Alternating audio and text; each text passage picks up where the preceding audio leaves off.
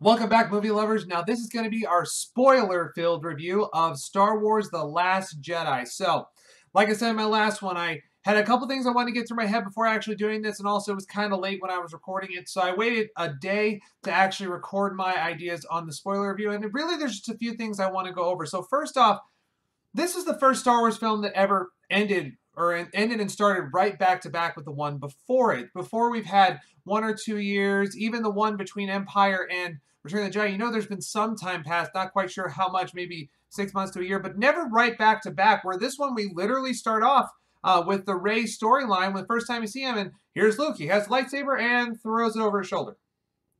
Pretty much tells you exactly what Luke's ideas towards the Jedi are at this point. And really, I thought that captured a lot of what we needed.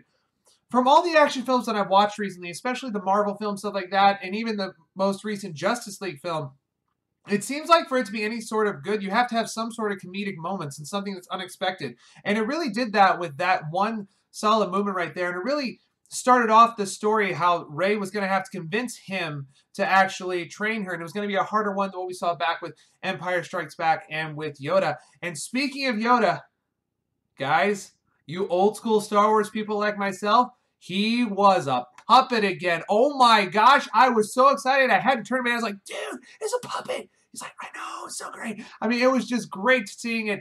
Frank Oz at his best with that. And it was back to the first time we ever saw Yoda.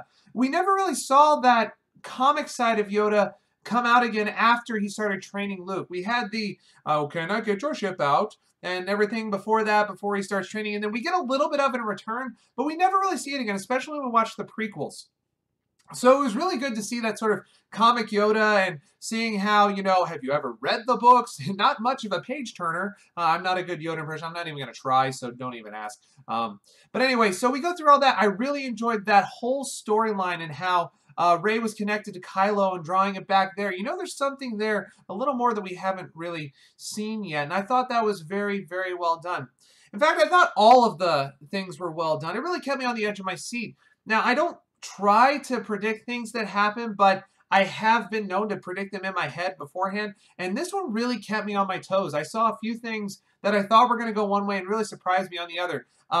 Poe and that whole scenario with, it's always been that the one hotshot is usually the voice of reason, and in this one, when it turned out to be that he wasn't the voice of reason, I really felt that on a personal level, especially seeing all these students who think they know way more than they do, and just really seeing how, even though you may think you know what it is, other people that have more experience, giving the experience a little bit more, merit or showing was really well done, in my opinion, for that whole scenario.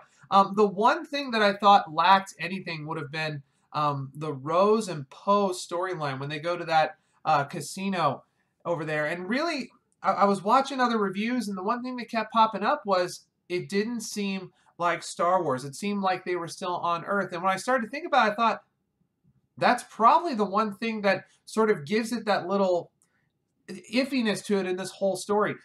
Because if you think about it, we've seen Star Wars games being played. We know that Sabacc is a game. We know that the Star Wars chess that you see. And I know they've created games where you can do that now, but we didn't know that when we first saw them. And then we go to this casino, and you see dice being rolled, obviously playing some form of craps. You see a big rotating wheel, so some form of roulette. You see Baccarat going, card games. There's slot machines. In fact, when BB-8 becomes a slot machine for a drunk little dude, I mean, yeah, and the whole time it just seemed like they were trying to recreate the Cantina Band scene, or the Cantina scene from A New Hope, and really it just kind of, it missed the mark from what I'm thinking of that whole thing. And because of that, I really think it didn't let the story flow. It seemed like we were going through this great storyline of Leia trying to escape the First Order, and then we have Luke and Rey trying to do all this, and then we have Kylo Ren over here with Supreme Leader Snoke and everything. It just seemed like that one, you know, it was like, great, and then, oh, great, now we have to, okay, and then we got back to it. I just really thought about that, and then the fact they mentioned sort of an animal cruelty line in it, I thought, if you're gonna do it, then actually put it in there. And to me, some of this was just underdeveloped and just kind of thrown in there, kind of as a feel-good piece. Now, when we got to the planet, I've had this discussion with a couple people, including some of my students. They thought that the Benicio del Toro character was unnecessary, and I thought actually he was. That's the one part of that entire sequence that was necessary, but I think to them he was getting lost in that whole unnecessary portion of it as we were watching it, and it was totally broken up. Now, I want to talk a little bit about that Del Toro character, because I've heard a lot of people say they don't like how he betrayed and did this and all that, but he really didn't betray anybody because he never showed loyalty to anybody the whole time. And this is one thing I really enjoyed.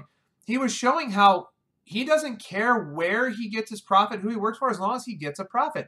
In fact, when he went to the arms dealer's ship and was going through all of that he had stolen, he said he specifically shows that he gives to both the First Order and the Resistance, and it really showed how these arms dealers just want to make money. And that's one thing that a lot of people, I think, missed. Because you think rich arms dealer, everything. Oh, they must be giving it to the evil people that apparently have the advantage over everybody because that's where they get their money. But no, they're selling it to both. I mean, and it really just, to me, it kind of makes this whole conflict seem kind of less important in general, or at least people don't understand the importance of what was going on. And it really opened up eyes sometimes to what was happening on all of that. So, I mean, just sort of little things like that I did enjoy adding into the movie. But overall, that sequence at the casino is just, I don't know. I don't know. And it seemed completely out of place and unnecessary until we get to that final scene with the little boy and his broom. So let's talk a little bit more about sort of the in-between there, the mineral planet and everything like that.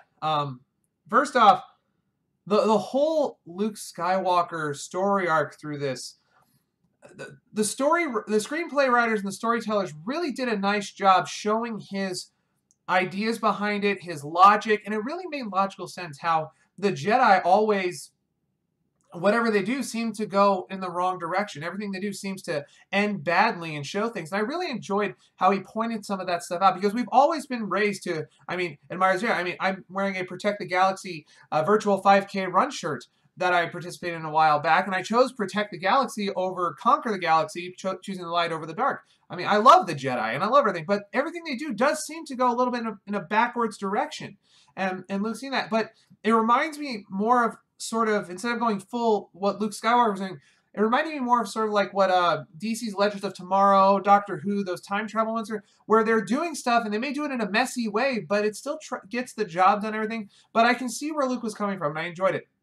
And I know for a fact that Mark Hamill said multiple times that he did not like some of the ways that they took his storyline, and that's okay. I mean, I could see how you don't like it. I could see how Star Wars purists may not like that as well. I personally enjoyed it. I loved getting a different perspective and joining that with an old perspective, seeing which one might work. So, everything. Now, with the overall Mineral Planet story, him showing up, and I mean, first off, you think that he's there.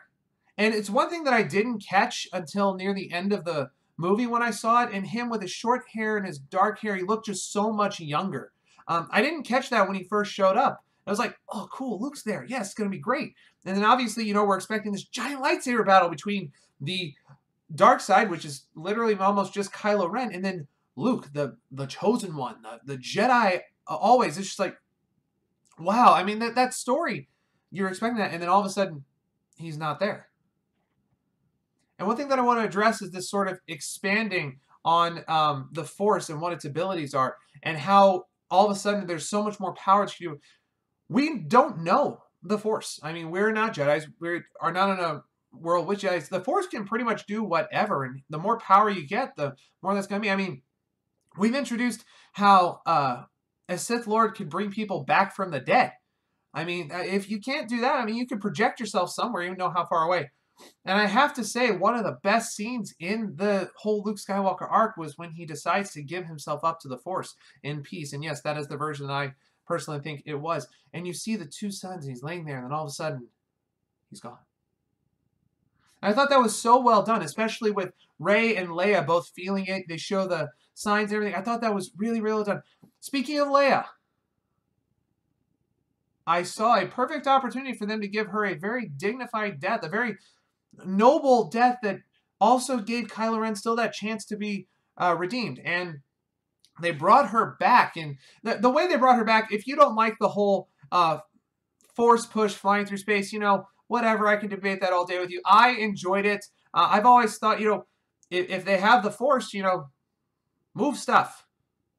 Okay? And was she actually moving her, or was she pulling the ship towards her? But since the ship had so much mass and ended up pulling her, I mean, you could take so many different ways that this happened. But if you watch the old, like the Clone Wars miniseries, the cartoon networks have, Yoda during one of the battles took 2 of the Trade Federation ships and with the Force caused them to collide and blow up. Okay, so they've established that at least has happened. And we know that Leia has some aspect of the Force. We've known that since Empire Strikes Back. So I really enjoyed how they did that, brought her back. I'm just curious to see how they go. And part of me, I hope they stick to their plan of not using CGI. But at the same time, I hope that it's not just an opening crawl sentence.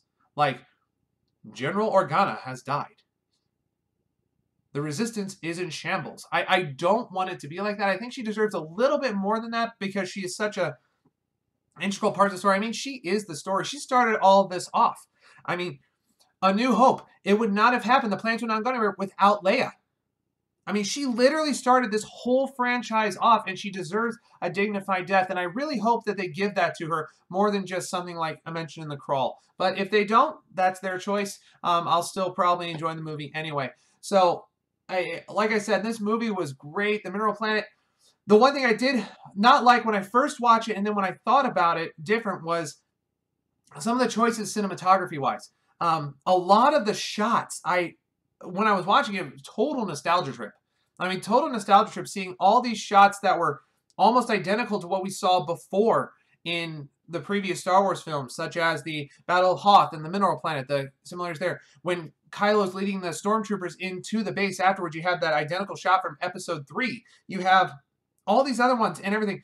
And when I went there, I thought, man, there's nothing original about this. But when I thought about it a little more and was sort of analyzing it in my head, I found, no, the story was completely different. They just used those shots, and really, when you think about it, it didn't take away from the story. It didn't take from this just to throw some nostalgia in, unlike some of the times that Rogue One did it. But I mean, I really enjoyed that, so I really enjoyed this film. Like I said, there was just a couple times the story kind of took a back seat or kind of a halt, especially in that Poe Rose scenario and everything.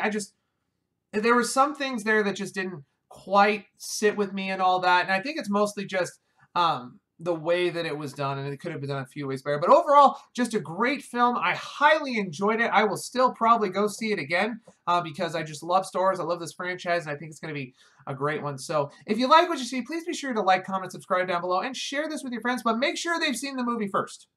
Okay, I don't want to be that guy that spoils it because you shared it on someone's wall. Make sure they've seen the movie and they understand this has spoilers.